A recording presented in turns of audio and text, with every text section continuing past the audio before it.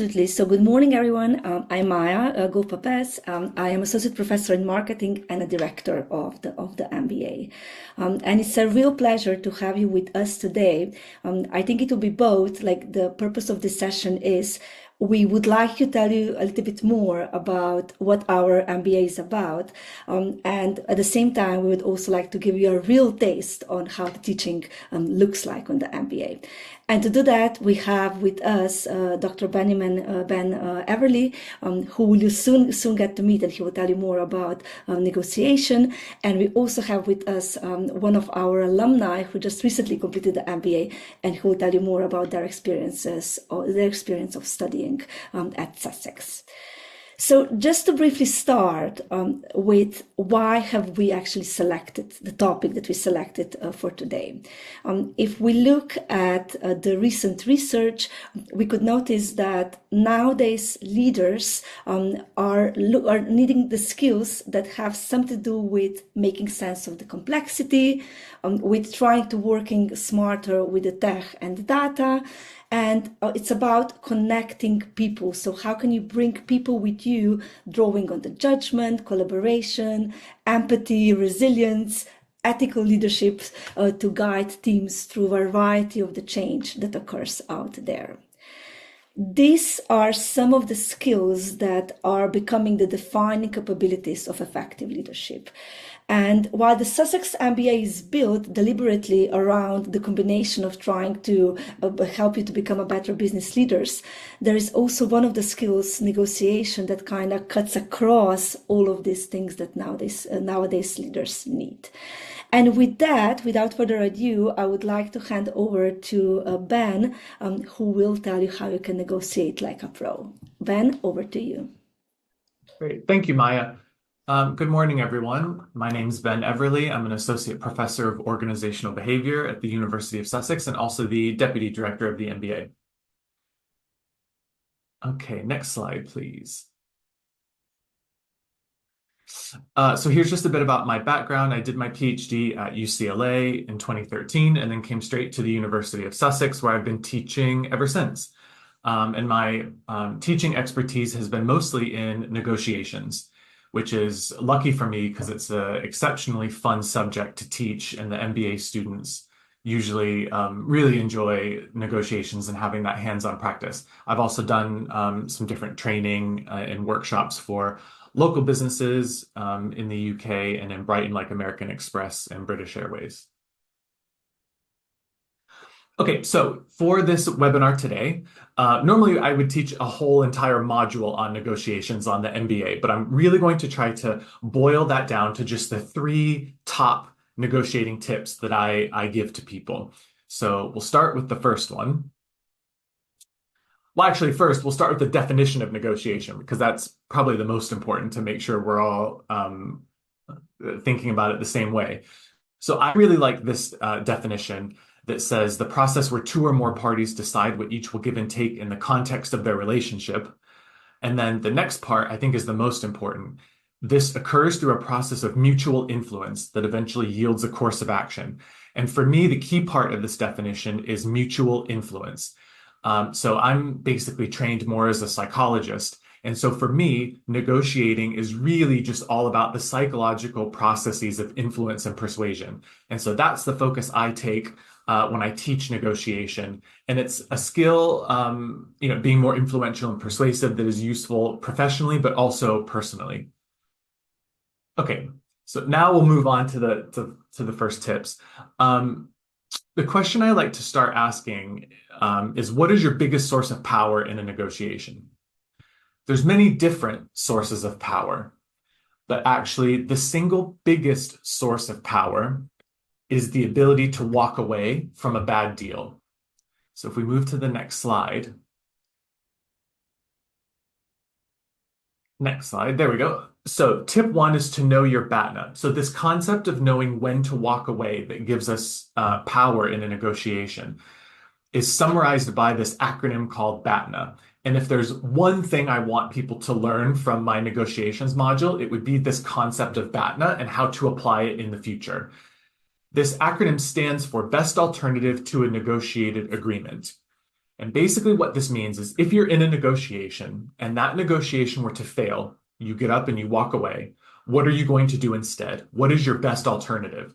And if you have a strong alternative, then actually that gives you power, right? Because you're not desperate to reach an agreement in the current negotiation. But if you lack a strong alternative, then actually you might feel a bit desperate to reach an agreement in the current negotiation, even if the terms aren't very favorable.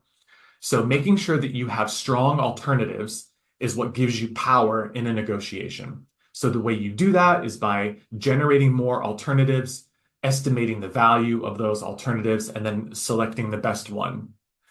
So next slide, please.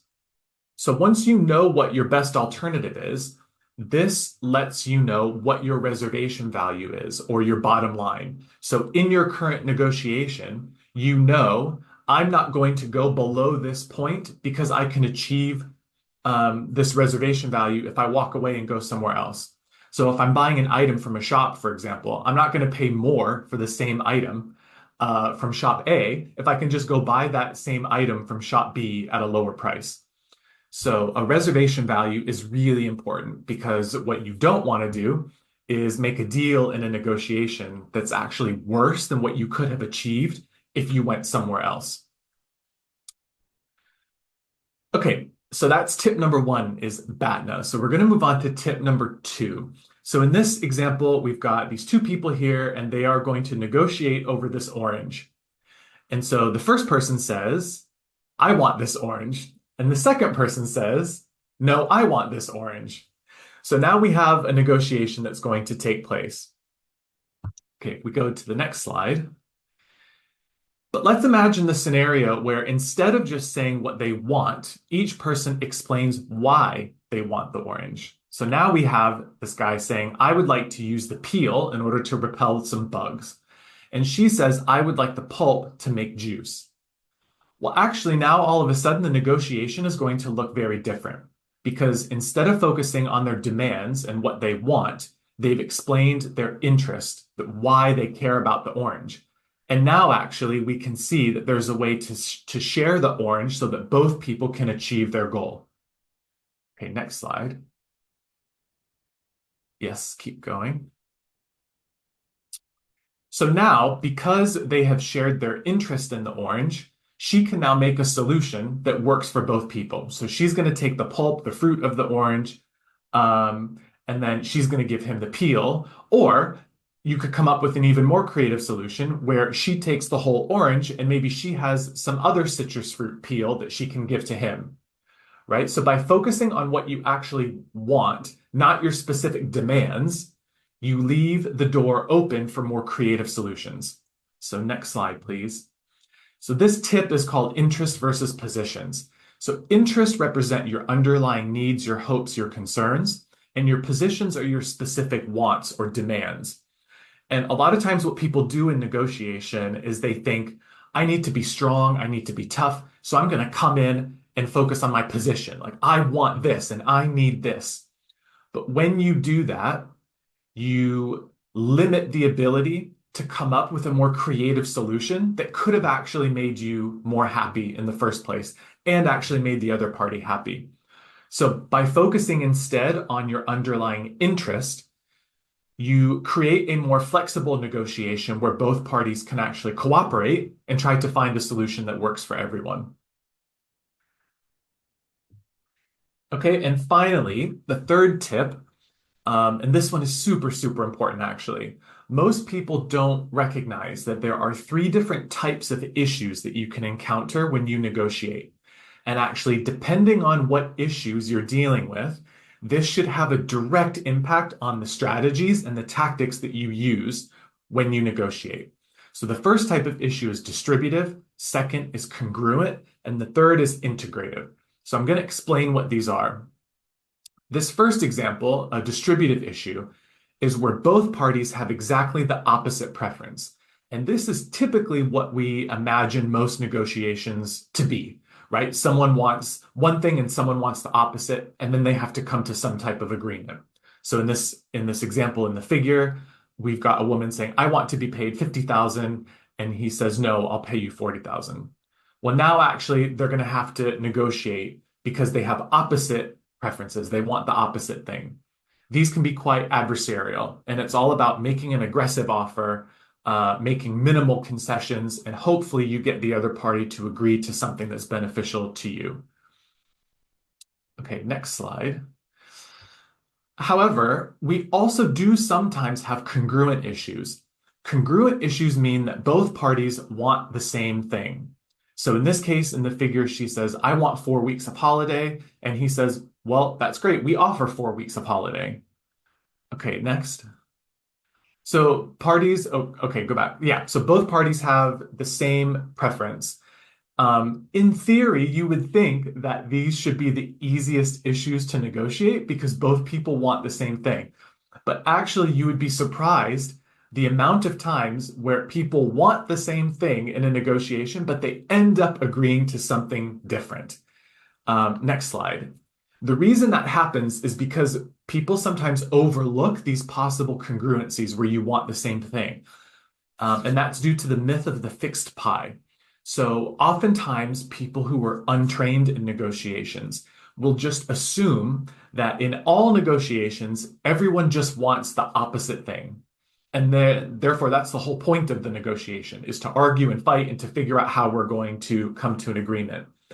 But actually, especially in many real life negotiations, there are situations where people do sometimes want the same thing. And so you can't just assume that people always have the opposite interest as you. If you have similar interests, then actually you might work together in order to find a solution that both people wanted in the first place.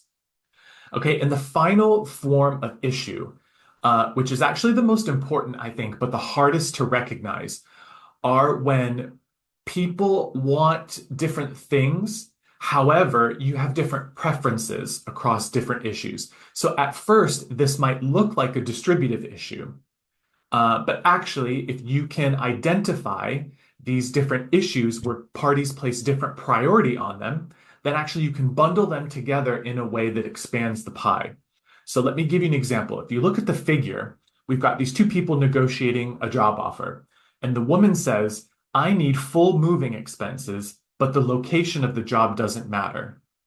And then he says, well, I need you based in London, and we can cover all the moving costs.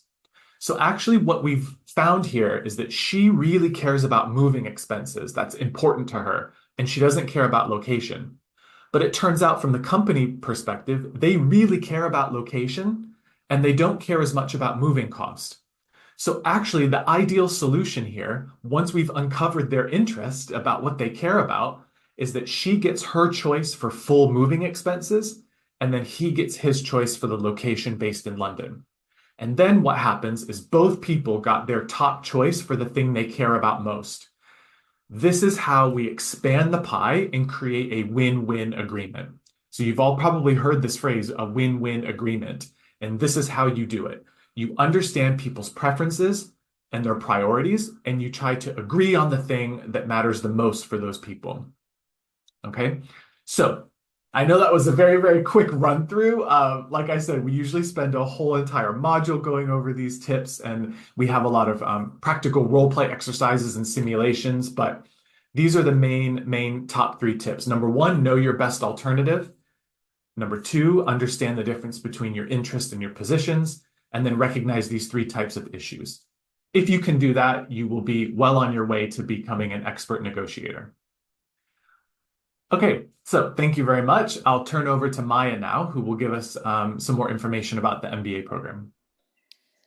Perfect. Thank you so much, Ben. So to tell you more about the MBA, let's just start with telling a little bit more about where we stand when it comes to the rankings. So we are both a QS ranked and also an AMBA-accredited MBA program, which matters because if we're talking about the AMBA, that positions us in up to the top 2% MBAs around the world. It is also important to mention that when you graduate from the Sussex MBA, you are eligible to the CMI, which is a Chartered Management Institute Level 7 qualification in strategic management and leadership.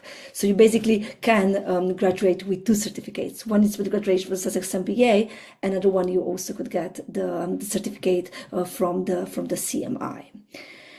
We are a very global business school, and some of the things that we are very proud of is that we are the first in the UK when it comes to the annual research income. You might wonder, why does that matter? But it matters because that means that you'll be taught by people who are the experts when it comes to the research. They're very, very good at getting funding from the government, from the external funders for the work that they do, which also means that their work must be very, very topical and very, very relevant to the needs of the industry, communities, and everyone out there. We are around 11th, so we are 11th in the UK and world top 50 for the business administration. And just recently, we've also been recognized as top tier MBA in the global MBA rankings by the CEO magazine. So here, just a couple of more, as Sussex, as a general, as Sussex Business School, it also has an EQUIS accreditation, and we are very closely working. We are part of the Chartered Association of the Business School, which in general, all these standards, all the accreditations that we have, they are kind of a guarantee and a promise that the education that you're receiving here is of top standard. And maybe just a little bit, not as a joke, but we were very proud also to hear that we have been named the happiest university in the UK. As you will see when you join our MBA, we do care about the student experience, and we would like that you do have a great time, not only that you learn a lot here, but that you also feel that you're well supported and that you know that you have a good idea of what comes next. Because we know that nobody who is on the MBA starts it because they don't want to change something. Everyone who starts an MBA is because they're seeking some sort of change. For some people, there might be a change in their current career where they're at. For some people, there might be completely a change of the direction where they're heading. But we would like to support you in this change. And we know that well-being and ensuring that you feel satisfied while you're studying is an important part of that, our whole promise. We have to mention, talking about the well-being, we have to mention that we are located very close to Brighton. So we are in Brighton, but Brighton City Centre is only 9 minutes away with the train. And we are around 50 minutes away to London and 30 minutes away to Gatwick Airport. It really, if you have not been in Brighton, it is really a special place to be, because it just offers the vibrancy, it offers things both from the business perspective, but it also offers many opportunities for you to enrich your experience, your insights from the art. It could be in the art context, or it could be anything from you would be able to attend many of the workshops, meetups that are organized around the city, and I will share some examples with you later on. So our promise is that we will build better business leaders at Sussex. And we do that by focusing on 3 aspects. Our goal is to build better connectors. So we will be focusing a lot on building the leadership skills that allow you to connect yourself with business process and practices that are fundamental to success, to organizational success. We will encourage and try to nurture you to become better problem solvers, so that you know how to solve the problems in a way that you can cut through the complexity and make things work. And we will be also trying to kind of help you develop your leadership skills that help you influence and drive the change within organizations and beyond. So for us, the core issue is we would like you that once you leave the Sussex MBA, you are on the way to make an impact. Very likely when you joined our Sussex MBA, you already created some impact in your organizations and the communities. Now we would like to better understand where you're at and how we can make you how we can help you that after you finish your MBA, you can make a very, very meaningful impact in business and beyond. This promise kind of runs throughout all the models that you will get to take, and it also runs out through our learning outcomes. I will not go in depth through all the learning outcomes, but if you just look at them, so this is basically our contract. By the end of the program, all of you should be able to demonstrate that you know how to write and how to orally communicate, how to persuade other stakeholders that your ideas are very sensible and relevant, and that should be actually adopted. You will know how to work inclusively in teams from diverse backgrounds, and you will know what it means to be a responsible leaders who knows how to drive the results. All these learning outcomes run through our models, and you probably wonder what will you actually study.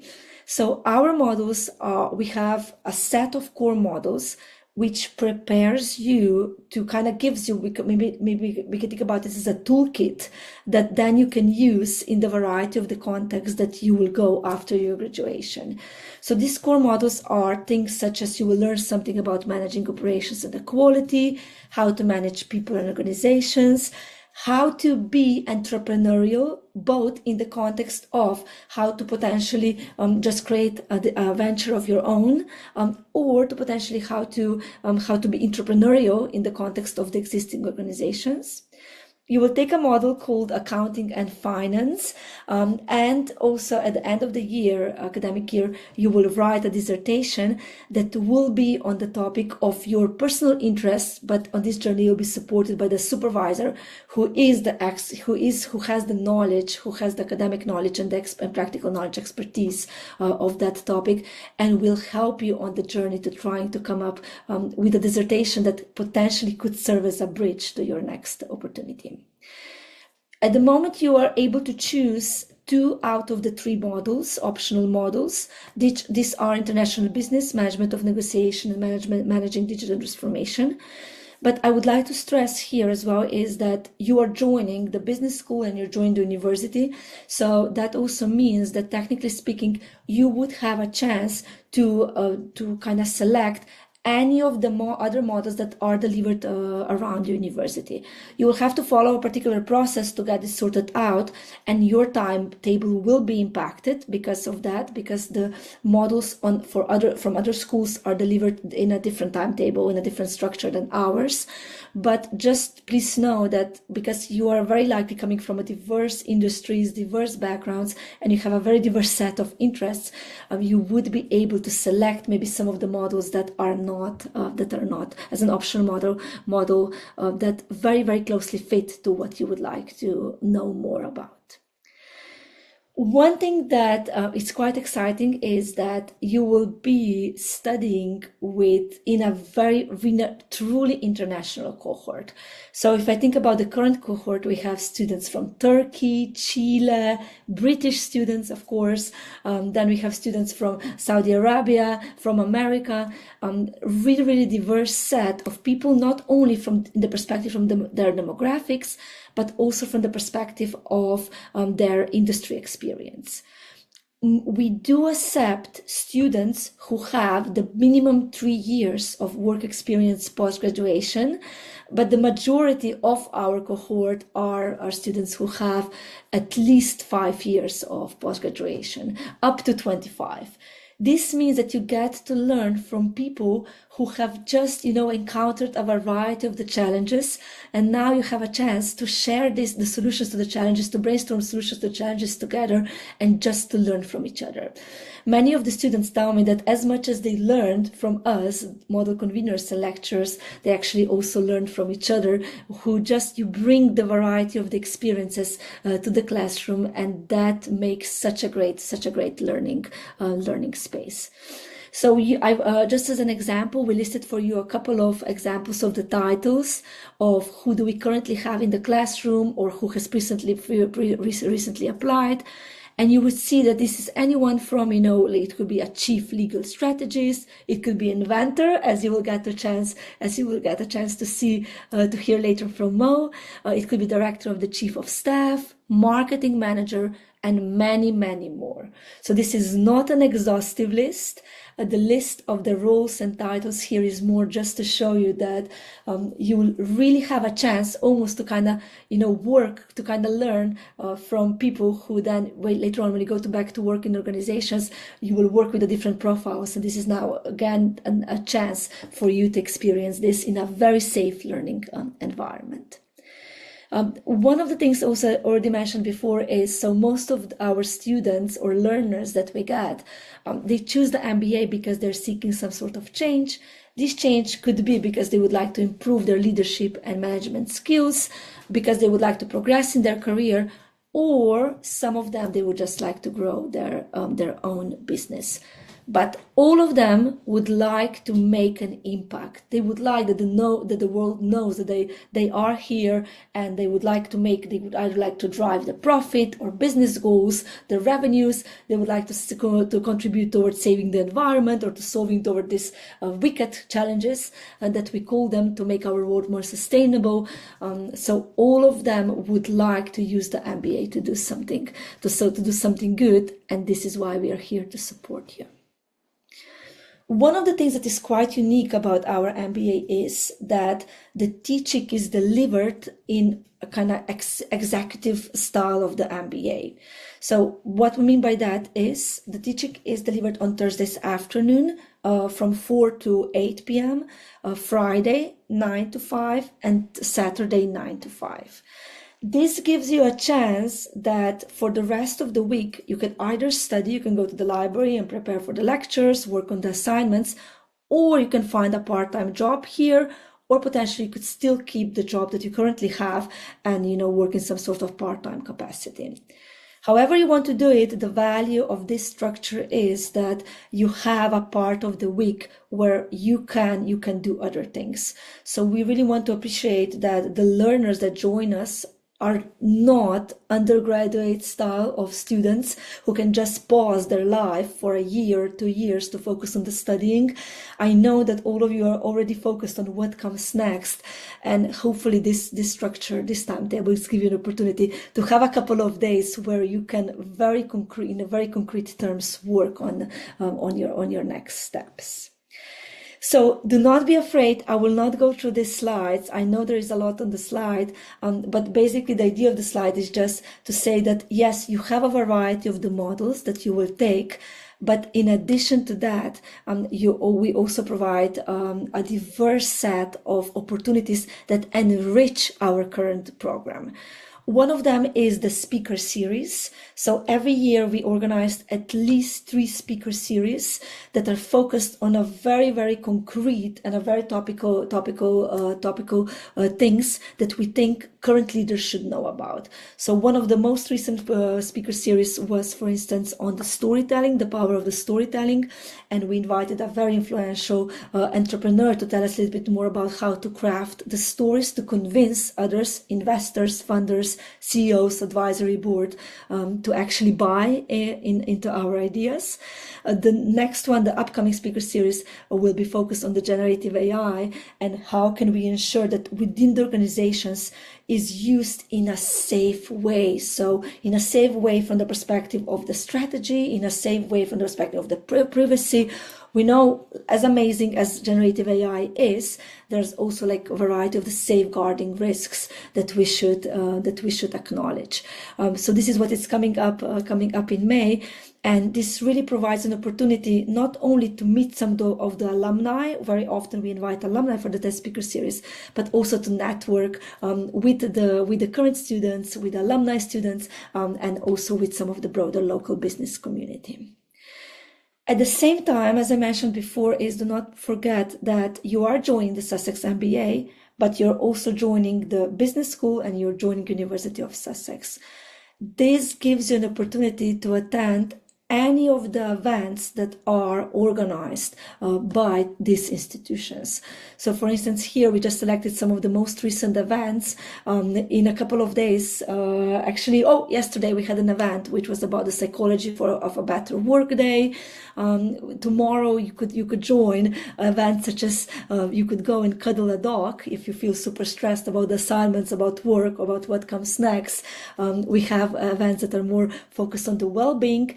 But of course, we also have a very hardcore topical event, such as what we have the new Employment Rights Act. What will happen with the work pay? How will this change? How the pay is being processed, and so on. So there's really a variety of events for you that you could attend.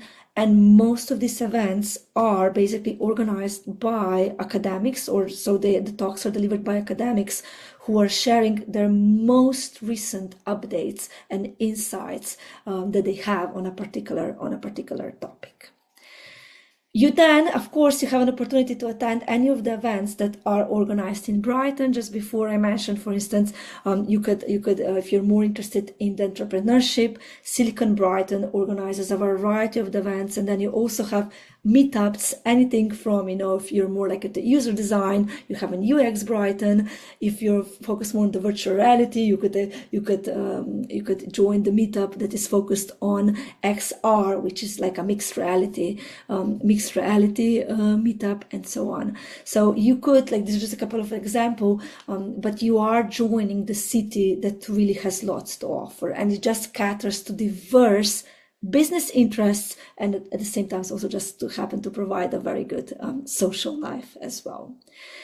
Every year in December, we take our students to Glyndebourne, which is an amazing opera, very, very close to us. We are going to a Christmas concert, but before the Christmas concert, we always also have a talk from different profiles within the Glyndebourne. The last time we have it from a marketing professional. And I cannot tell you, you would be really inspired to hear by the amount, or just just how proficient marketing analytics, like an opera house, that it's kind of located in the middle of nowhere, almost, even though it's a very beautiful middle of nowhere, but it is a middle of nowhere. But you would be very surprised what a proficient marketing analytics systems they have in place to kind of sell the seats to people at the right price, at the right time, and also to maybe trying to bring a more diverse target audience in the opera house. So people who potentially do not really consider themselves before that they would go to the opera, they have a lot of initiatives to trying to bring them there. So I'm not trying to tell you more about their business models, but I'm just trying to tell you that we do try to give you a lot of opportunities that you can learn about the latest marketing techniques, the latest business techniques, and this coming from the variety of the business contexts. Talking about probably one of our most exciting things that we do is every year we also take students to the study trip. So in the past, we've taken them to Italy to work with DeLonghi, which is the coffee manufacturer. Last year, our most recent trip was to Edinburgh in Scotland, where we work with Baillie Gifford. This is a very well-known name in the investment circles, as I'm sure you know. They presented to us a challenge on how they can more effectively use the AI. Our students worked very, very hard on solving that challenge, and then they pitched their ideas back to the management board. This, of course, was just some part of the trip. We also had a lot of cultural activities, and just to spend some time together at the time when, for some of them, this would be the final time before the dissertation starts. For the January starters, this trip occurs in between of the study. It is it's a fantastic experience that gives you a chance not only to work with a brand that then you can put on your CV, but it also just gives you a chance to spend some time together. And one of the things that other organizations tell us that they notice with the Sussex MBA is that the students just really seem to like each other. And Mo later maybe will be able to tell you a bit more about it. But we are really proud that we have a strong community of students that want to spend time with each other, they want to learn from each other, and they stay connected far from beyond just that year or 2 years that they spend with us. As we said before, most of you will join us because they're looking for some sort of career change, and it's very important for us that we support you on that journey. We have an award-winning careers entrepreneurship team. In the context of one of the models, you would also get a personal development coach that comes outside of the university, and you meet with them once or twice to kind of provide you some more personalized advice on what you would like to do next. An important, maybe unique differentiation is that this support does not end when you graduate, but you will be basically able to reach out to us up to 3 years post-graduation for maybe, I don't know, can you please check the CV? Do you think I would be a good fit for this job or not? Because we do know that most of the questions that you might have about your careers will occur after you graduate. So we would like to support you on that journey to kind of secure your next position. Now let's talk a little bit about the entry requirements. So you can see most of the things on the slide. You should have a lower second class undergrad honors degree, or a degree qualification that is equivalent for your country of residence. I already mentioned that you have to have the minimum of 3 years relevant full-time work experience. When we are assessing your application, we are looking for whether you have some sort of managerial experience. In this case, what we mean is we're looking whether you have been asked to manage projects, people, budgets, and it's very important for us that we do notice that there is some potential, but not only potential, there has been some growth in your in the past work experience, because we would like to build on this growth and help you just further develop as a business leader. If your degree is lower or absent, please do still reach out, and we will tell you more about it, the process that we follow in those cases. We are now currently very actively still interviewing and accepting applications for the September, and then our next intake will be the January 2027.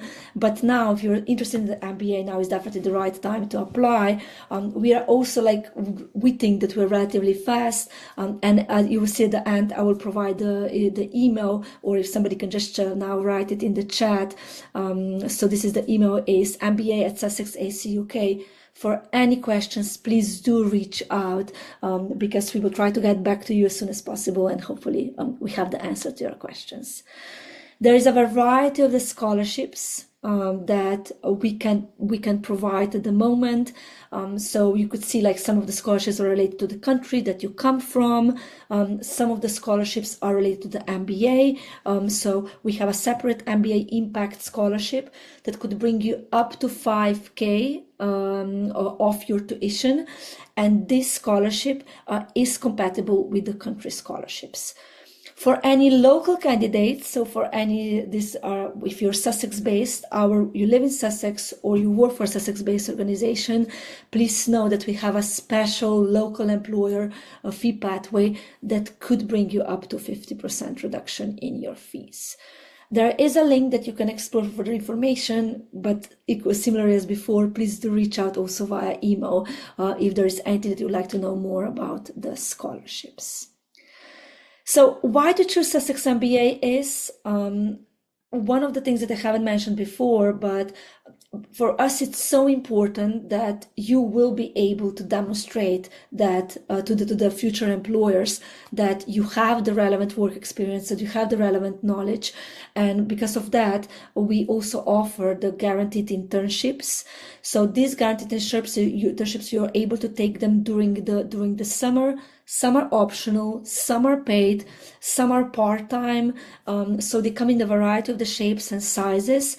Most of them are structured as some sort of consultancy work, where you work in a small multidisciplinary team of students for the UK employer. In some cases, the employer also could be outside of the UK, and this gives you another opportunity for you to demonstrate the relevant work experience that you might need for that next position. In addition to that, I would like to stress that you will be learning in an intentionally small cohort of students. This is approximately 20 students or so, and as I mentioned before, the students will come from the variety of the contexts, from the variety of the industries, which will allow you to just learn from them, and then to kind of challenge yourself to think beyond your industries and beyond your current maybe knowledge domain. It is a flexible program for the perspective that we're trying to fit timetabling wise around your commitments.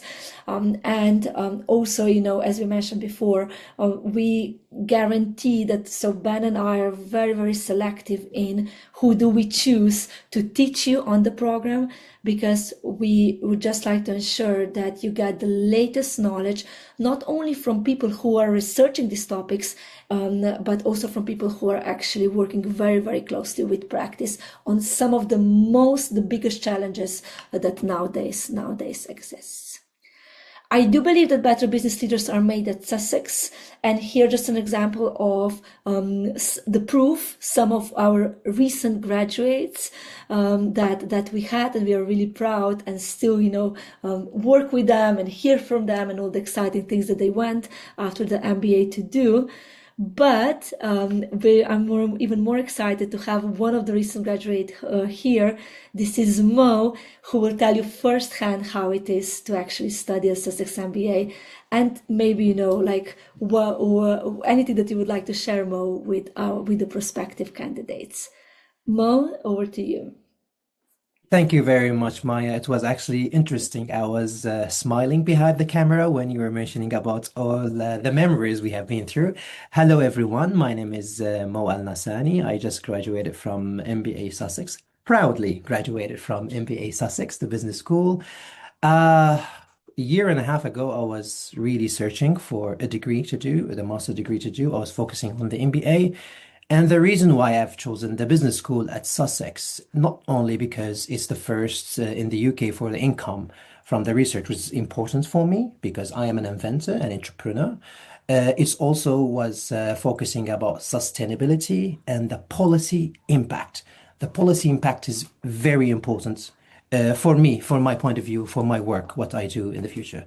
So basically what I do, I'm an inventor, entrepreneur. I make projects, machines, establish companies, and then sell them or invest in them.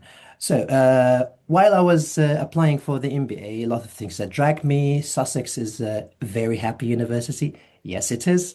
Staff are very lovely. The students are international. They're coming from everywhere in the world, very diverse. I have learned, as we can say, 60% from the university and 40% from my friends, from the cohort that I was studying with, and I'm proud about this fact.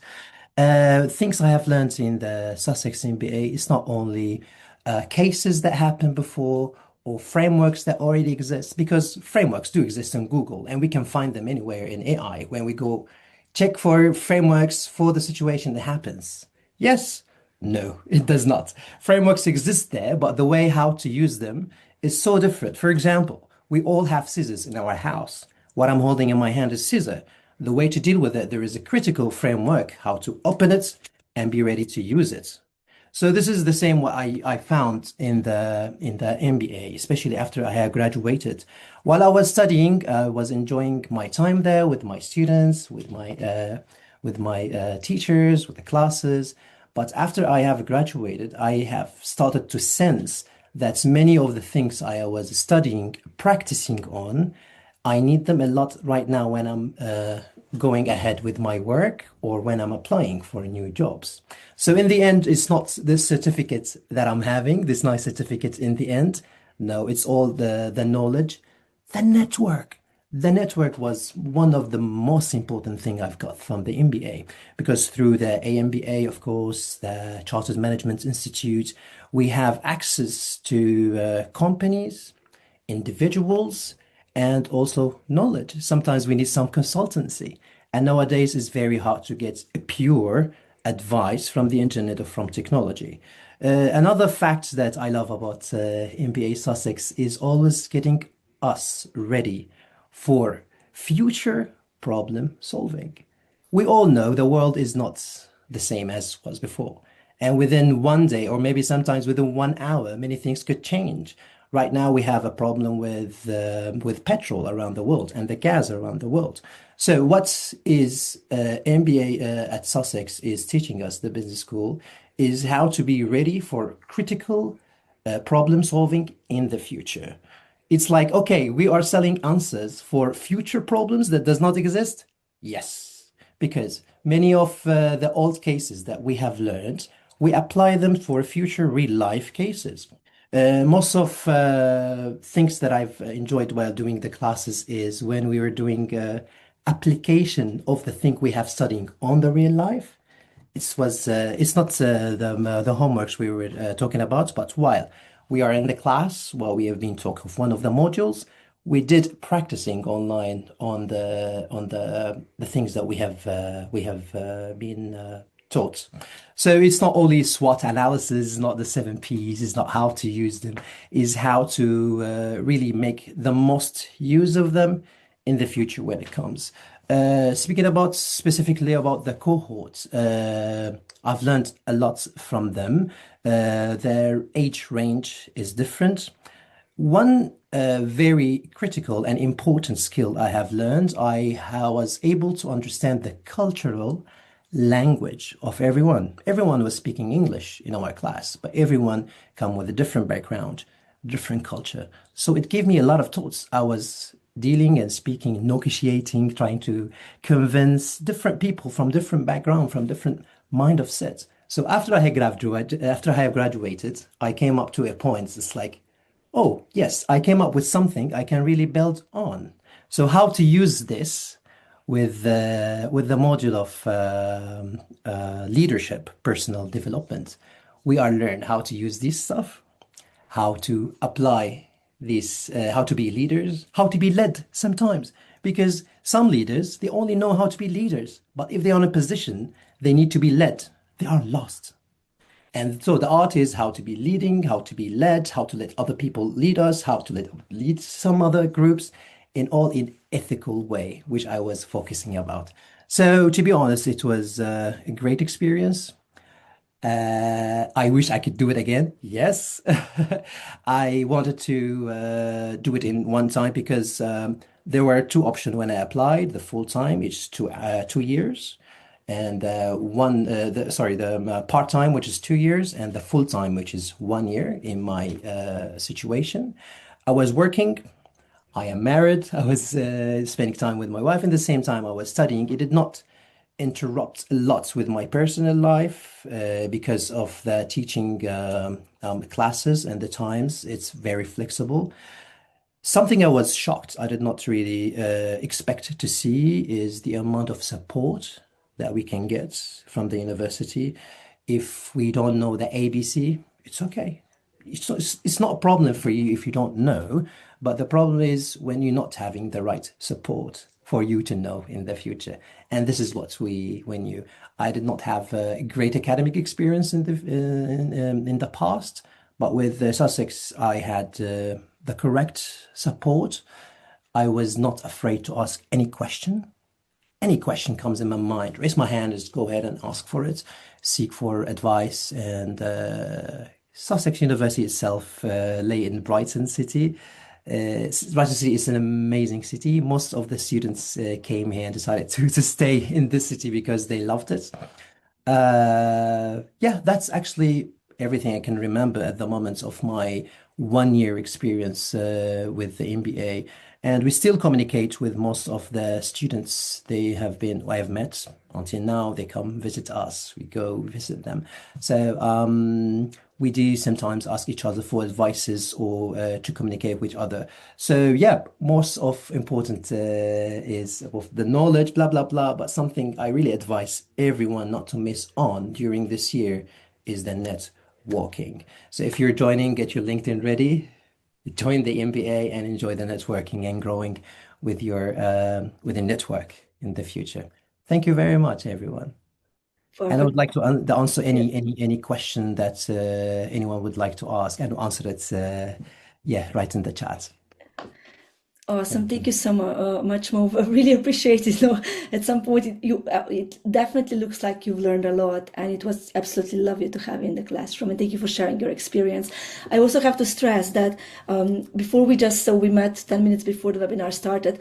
We did ask Mo just to give the authentic experience, authentic reflection of the MBA. So we didn't give you any script, Mo, right, to read out or anything like that. So I did not need any script yeah. or slides because I want to make it natural and honest at the same time. I don't want to read things because it's really how I'm feeling right now after graduating from Sussex. Perfect. Thank you so much, Mo. Much appreciated. There might be some questions for you, so let's see. Ben, I think we can go to the questions and answer section. Thank you, Maya, and thank you, Benjamin, and thank you, Mo. Lovely to hear from a previous student. It's always a pleasure to hear positive experiences of the university. Does anyone have any questions? Please do type them in. You can use the Q&A or the chat. My colleague, Sophie Robertson, has also put our MBA email address that Maya mentioned in the chat, so you can always contact the department directly after the session. I know what these things are like. You might well think of a question later on today or in 2 weeks' time or 6 months' time. So you can always contact the department directly there. But if you do have any questions for anyone on our panel now, please do type them in. Let me just check. It looks like we've got one in the Q&A here. So an anonymous attendee has asked, with all the changes in business structures and processes due to AI, how does the Sussex MBA support future leaders to navigate this for their organizations? Not sure who wants to go for this question first. I can take this one, Ben. Maybe then you can add something, and then Mo, maybe you can add something as well. It's such a great question, also the way how it is phrased. So we did not long ago. So Ben and we had a discussion whether we need an AI-related model on our curriculum. And we realized that actually this is not probably the best approach to go, but what we are doing is, we are embracing and embedding the AI, the discussion of the AI and the use of the AI where appropriate in each of the models that we deliver. So for instance, I teach innovation entrepreneurship. In innovation entrepreneurship, I might give you an exact prompt from time to time to tell you how you can create a prototype of your solution of something that we are trying to innovate with. In the context of the other models, you might talk about managing people in organizations. You might more talk about, for instance, with Zahira, who is one of our excellent academics that we have on the program. You might talk more about how AI is used to interview in the interviewing process, and how this might have negative implications either on the candidate, but it also have plenty of the benefits for the organizational process. What I'm trying to say is AI is pretty much on our mind. So it is the discussions of it and application is embedded throughout all the models. And then we also carve out enrichment opportunities where you either get to learn from the speaker series that are experts on a particular topics, or as you could see last year, for instance, we went to Bailey Gifford and we worked on a particular AI-related challenge for them, which again gives you some opportunity to just be very up to date, to be in 2030, as Mo said, not to be in 2026. Ben, Mo, would you like to add anything to this, maybe to the answer? Sorry, did you mention the digital transformation No, option please. I module? left that for you, Ben. Well, it's not really my area of expertise, but one of the modules that we offer as an option is about digital transformation. And that module will have a huge focus on AI. Yeah. And then also just talking about like, because I just noticed the first part, it's about the change in business structure and processes due to the AI. In the strategy model, part of this model is also focused on the change management. So it's a lot about, we are not studying AI for the sake of AI. We're studying how AI is employed, how AI is used, how it can be misused, what kind of impacts it has for the organizations and people that we are trying, because this is something that we can influence as leaders or managers.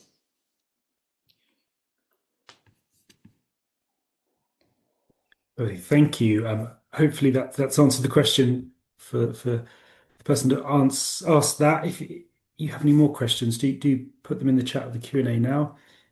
Got a couple of minutes left, so we can answer a few more. But as I said, you can get in touch with us directly by the email address in the chat if you would prefer. I'm also, as I said at the beginning, I'm also just going to put my email address in the chat. And if you don't receive the recording through Zoom for whatever reason, you can always contact me directly. So I'll put that in the chat now.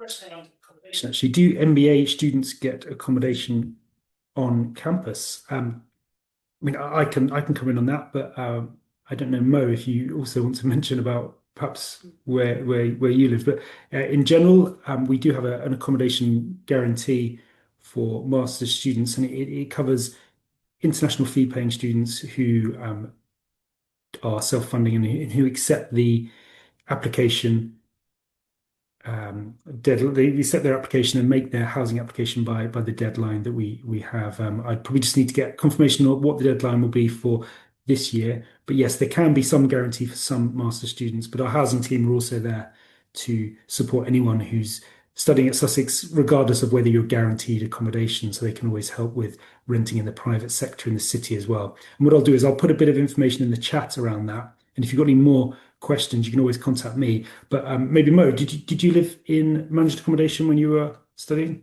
No, I did not live in the university accommodation. I was living in Brighton, in Brighton city, but a lot of my friends were using the accommodation. They quite like it, and different also places where you can choose. It's in the heart of the university, a little bit further and a little bit further. So yes, there are lots of good accommodation for students. Most of my friends have been happy with them. Thank you, Mo. Question around the application process. So is there an interview stage in the application process? And if so, what is involved there? Yeah, so I can answer this one. So every candidate that we have goes through the interview process. So first, the admissions team will check your application, and then if you feel that you're eligible to go to the next step, you will come to the interview process where you might be interviewed by myself, Ben. We have a couple of other academics who also teach on the MBA, on the MBA program. This interview process, kind of to a certain extent, it's obviously an opportunity that we get to know each other. I always joke that MBAs are like partners, and before you commit, you kind of at least have to understand whether you're a good fit. And so during the MBA, we are trying to understand what would you like to get out of the MBA. Why are you doing it? And I think I can vouch for all of the people doing the interviews is that we are just really trying to ensure that if we offer you a place here, that we can actually deliver on what you would like to achieve or obtain. Because sometimes, I don't know, if you would say to us that you would like to work in the healthcare and that you would just like to get modules that are focused on the healthcare, on the healthcare, then in this case, our MBA might not be the right one for us, because as you could see, we are trying to develop better business leaders that then can go and work in the variety of the industries, not just focus on one domain. So it's important for us that we try to understand why you're doing MBA, where would you like to go next, and then we also give you an opportunity to ask any questions that you might have about our program. So I would call it more a conversation rather than interrogation, if I put it that way. At least, Ben, I don't know, maybe you are interrogating the candidates. No, definitely not. I see it Do you give mostly. them do you give them a negotiation challenge, Ben? No, not at Okay. all. Yeah. Yeah, it's just nice to get to know everyone who's applying really and understand why they're applying. Just make sure that they meet the basic entry criteria and then get a chance to answer people's questions one to one.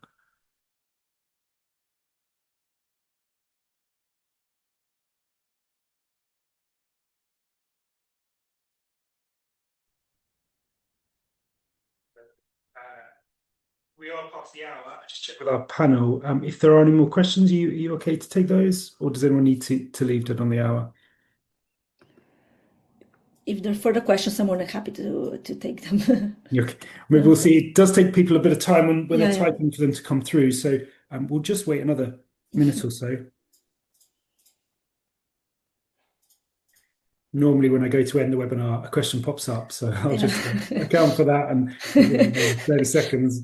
But I don't know if anyone's got anything they want to add. Any final words before we end the session? No, I mean, from my perspective, I would just say thank you so much for joining us and for your interest in our MBA. Before I was a course director, I've been a deputy director for 3 years. So now I've seen MBA quite closely, and I've met the students at the time of the interview, and then I meet them a year after, 2 years after, 3 years after, and I can see the positive change. And anybody that knows me, they know that I'm quite authentic and I just tell the truth. So it is a transformative program. So if you're interested, please do reach out for more information. If we can support you, we would love to have you join us. Thank you, Maya. Yep, we just had a quick question around the recording. So yes, you will receive the recording. That will come through via Zoom. But as I've said, you can always get in touch with me.